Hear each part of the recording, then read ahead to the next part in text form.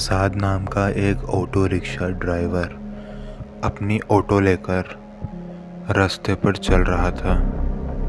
उसको कोई अंदाज़ा नहीं था कि अभी थोड़ी देर में उसके साथ में क्या होने वाला है।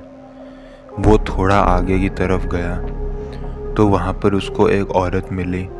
उसने नॉर्मल से ही कपड़े पहने हुए थे, चूड़ियाँ थी हाथ में, पैरों में पायल, दिखने में भी ठीक ठाक, और बाल उसने आधे पीछे लटका रखे थे और आधे आगे लटका रखे थे।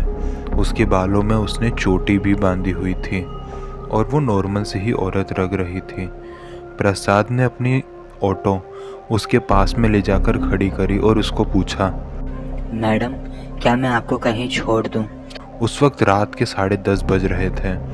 चांद भी अपनी पूरी रोशनी बिखेर रहा था।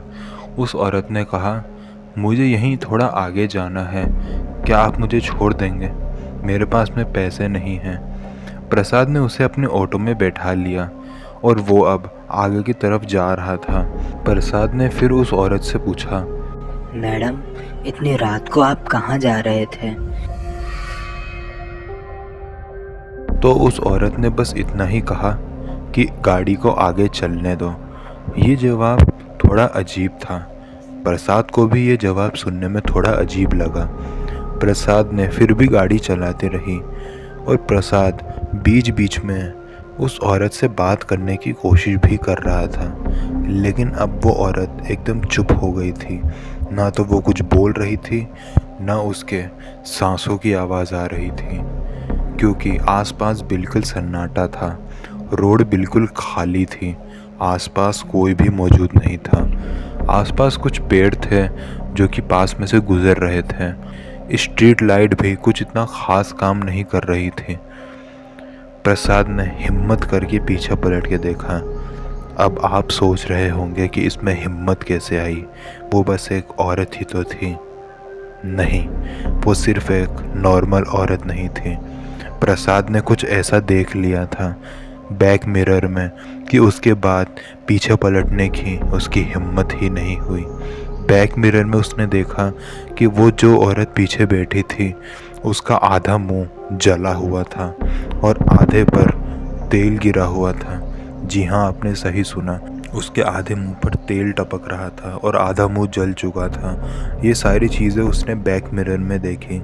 जब प्रसाद ने पीछे पलट के देखा तो वो औरत उसे नॉर्मल से ही लग रही थी। उस औरत ने उसे हंसते हुए जवाब दिया, बस मुझे थोड़ा ही आगे जाना है, आप मुझे यहीं पर उतार दीजिए। हिम्मत करके गाड़ी आगे चलाता रहा। उसके हाथ और पाँव बहुत ही बुरी तरीके से काँप रहे थे। उसको समझ में नहीं आ रहा था कि वो क्या करे। वो बस अपनी ऑटो चलाए जा रहा था। थोड़ी आगे जाने के बाद उस औरत ने कहा, रोक दो। इसके बाद वो औरत वहीं पर उतर गई और प्रसाद अपनी ऑटो लेकर आगे की तरफ बढ़ गया। जब उसने थोड़ी आगे जाके पीछे पलट के देखा तो वहाँ पर अब एक लाश पड़ी हुई थी। लेकिन प्रसाद वहाँ वापस नहीं गया। वो अपनी ऑटो लेकर अपने घर चला गया।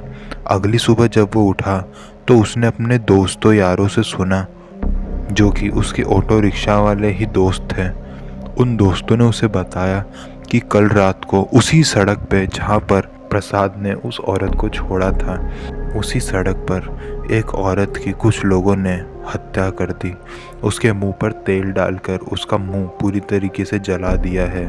ये बात जैसे ही प्रसाद ने सुनी तो वो पूरी तरीके से डर गया।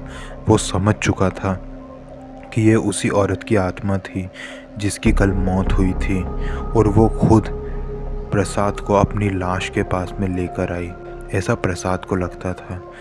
ये बात प्रसाद ने कभी किसी को बताई तो नहीं, क्योंकि उसको डर लगता था कि कोई भी उसकी बात पर यकीन नहीं करेगा। अगर आपको इसी तरीके की कहानी सुनना पसंद है तो आप मुझे सब्सक्राइब कर सकते हैं। अगर आपके साथ में भी कोई सच्ची घटना घटी हो तो वो भी आप मुझे मेरे इंस्टाग्राम पर भेज सकते हैं। तो मिलते हैं अगले वीडियो में, तब तक के लिए जय हिंद, जय भारत।